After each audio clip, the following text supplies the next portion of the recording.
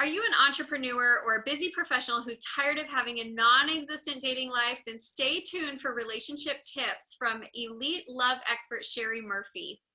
And for all the tips that you need to grow your business and have life balance, subscribe to my channel, hit the bell to make sure you get notified when I post new videos every Tuesday through Thursday.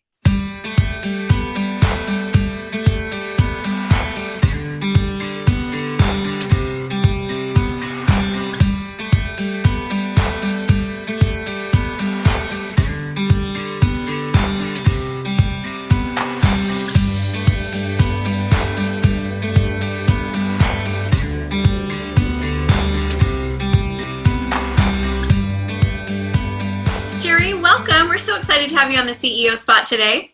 Thank you for having me. Well, I couldn't think of a better topic to do on Valentine's Day than relationships. Now, I fully admit I got married when I was a baby. I was 20 years old, and my husband and I have built the company together and gone through that entrepreneurial journey together. But I've got to say, I've got a lot of clients and friends who feel like their love life is kind of always getting put on the back burner for the business. So we're going to dig in and give some good tips today. But before we do, I'd love to introduce you and tell your fancy bio, and then we can get into some tips. Does that work for you? Sure. Awesome. So Sherry Murphy founded Elite Connections International over 25 years ago and has built it into one of the world's premier matchmaking agencies. She's proud of the company's A+ rating with the Better Business Bureau. She has hundreds of glowing reviews, and even more, she's got happy couples that she's helped to create. So Elite Connections was founded in Los Angeles in 1994 after Sherry met her husband through a matchmaker and saw a need for a safe, effective way for successful and committed-minded singles to meet each other. And since then, they've got locations all over. So Southern California, New York, Las Vegas, Florida. They have matchmakers in Paris and just cities all over the world. So I love that love is your business and it is the day of love. What better plan could we have? It does fit together well, right? Yeah, absolutely. So Sherry, do you see when you're working with professionals all of the time? That's really who you serve. Do you find that it's a common problem that they put their love life on the back burner while they pursue their career? Well, every person that starts a business, they've got to focus on that. And, it takes a lot of time, a lot of energy. And by the time they might come to us, they really don't even have time in their life to add another aspect, which is, someone to love. So that takes up a lot of time. So you have to make it a priority. You have to kind of weed through your life, slow things down a little bit, and make time to have someone else in your life with you. It's got to be a priority. Yeah, I agree. It's got to be a priority. Also, one of the things that I find is as entrepreneurs, and we are busy and we have a lot going on, I think in all areas of our lives, we don't have a lot of patience for wasting time. I told my husband that he is not allowed to die because, first of all, he's a great husband. I'd really miss him. But secondly, I would not have time to go out there and just try to randomly meet folks and use the dating apps and all of that. Is that kind of a common theme with the entrepreneurs that you work with? Well, it's very time consuming dating online. I do hear it all the time. I do know some people that have met that way, but it's incredibly time consuming. And, they get frustrated meeting a lot of different people that are not even close to what they portray themselves online. So, but it can happen. I just saw a friend actually post online that she has been on her 260th online date and still hoping to find Mr. Right. And I thought, oh my gosh, there's got to be a better way. 260 dates? That's great. Great. Well, that's why people come to us, they want us to weed through all of that for them. So we invite people in, we screen them, and we do all that work ahead of time. So instead of meeting 250 people, you're going to meet 10. Yeah, I had a lady that got married through us that met 35 people. I thought that was a lot. You're like, she's a tough customer here. So let's talk about that process. Now, obviously, you have a service where you can help people get connected with who would be good potentials for them.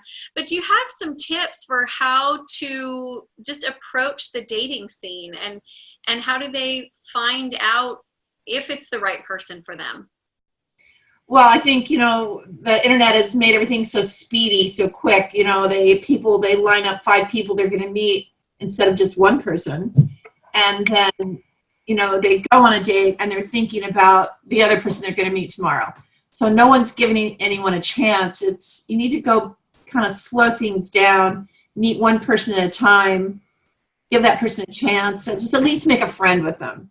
Because there's people, and I know people that have met someone online also, that they've ended up meeting one of their friends, and then that's been a match for them. So if you can't go on that date and at least make a friend, then you're just wasting your time. Because otherwise, you meet someone, you make a friend, your social circle grows, and then they invite you to a holiday party and you meet the love of your life there. So you can't look at every single person and go, this is a person that I want to marry. And if they're not interested, then they're leaving the date early, or they're doing some fake thing where they get up and leave. That's just rude, and it's not going to ever get you anywhere. Just slow down. Well, and it's interesting because I look at the internet and as just in all areas of our life, it's just enhancing what we already did. So that whole process of making friends first, where have I heard that before? Oh yes, that's the way relationships have always been done, right? Like we make friends first, we expand our social circle, they introduce us to people. So that's how I met my husband. I was friends with his brothers. Oh. Yeah. I met his brothers first. Actually, we met in college, and the minute he came, I was like, I know exactly who this guy is. He is that other Walker brother because he looks just So slow it down. That's the first tip. Slow it down, give it time, go in with the intention to make friends. Do you find that vulnerability is an issue with busy professionals? We're so used to being successful. We're used to winning. Is it hard for professionals to go in and be in a space of vulnerability? I think so. And in dating, there's always that thing where you like them, but they don't like you. So it's rejection. And then you can start getting this negative attitude. So you don't want to get hurt again or get your feelings hurt. So the next person you meet, you're thinking, yeah, I'm not really interested. You're cutting them off before you can get hurt. So I think, just having a positive frame of mind and going in there with a different attitude that you're just going to make friends. When I met my husband, that's what I thought. He'd be fun to ski with. He's a nice guy. I have a lot of friends that were men, but I didn't really think he was going to be my match, but he ends up being perfect for me. So giving somebody a second chance if they're interested in you. It took me maybe 4 or 5 dates before I really thought, yeah, this is the guy. I really like him. It takes time, and people are too quick to judge. They just don't give things time. It's a common problem with just about everybody. Well, my first impression of my husband was that he was old and nerdy, and his first impression of me was that I was bossy and tried to use my good looks to get people to do what I wanted. So always judge. What's wrong with that? But 5 kids later, 18 years later, we still love each other. So you really can't judge us in a split second. And I think that's part of the challenge with the current dating culture is it is so fast and so many options and a database full of thousands of people, and yet people are struggling to really make a connection and have a friendship with just even 1 or 2. So right. Yeah. Okay. Well, do you have any other tips? Because seeing that it is Valentine's Day, if we have people who are, maybe not having a date this Valentine's Day, but wishing they were, do you have any tips for them on how they can make this next year a more fruitful year in love? Well, I tell people that if what you're doing isn't working, however you're meeting people, you need to change things up. And a lot of it, I think, has to do with people's attitudes, because they get kind of down because they want to be in love, but really you need to be happy to find love. So, get a better attitude, maybe take up a couple new hobbies, learn to play golf, or join a hiking club, do something different than you normally do. And, just dress every day like you're going to bump into the love of your life, for men and women. And just be friendly and smiling and approachable, and you just see it makes a difference.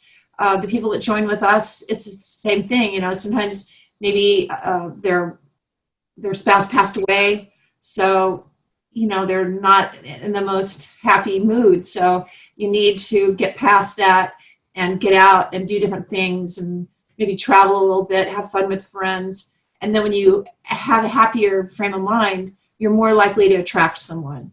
So on Valentine's Day, really, if you don't get down about it, it's just another day. If you've got a niece or nephew or a little kid down the street, give them a piece of candy and a Valentine. You know, make a few people happy. That doesn't have to be the person that you're, you know, going to spend your life with, but it can just be telling someone that you care about them, and think about other people and see what happens. I love that, because really happiness is such an attractive quality. And if you want to have a happy marriage, you've got to be a happy person in order to create a happy Right. union. So that really is where it all starts. And as somebody who has those little kids at home, I can tell you, sugar cookies goes a long way. And it's find some kids, they're not that hard to impress, and you'll make their day, and in return they'll make your day. So I love that. Just focus on being happy. Maybe take yourself on a date this year if you don't have someone special. And if you do have that special someone, my last question for you is, if you're in that place where you're starting to feel like this is the one, how do you recommend that they take that next step? Do they sit and wait? Do they try to be proactive? You know, you have a little bit of a different start when you started through a matchmaker. Do you find that the whole process is a little bit different? Well, in the very beginning, we've got two people that know the truth about each other. Mm-hmm. So they have already agreed to meet. They like what they see. There's not any of this deceitfulness put out there.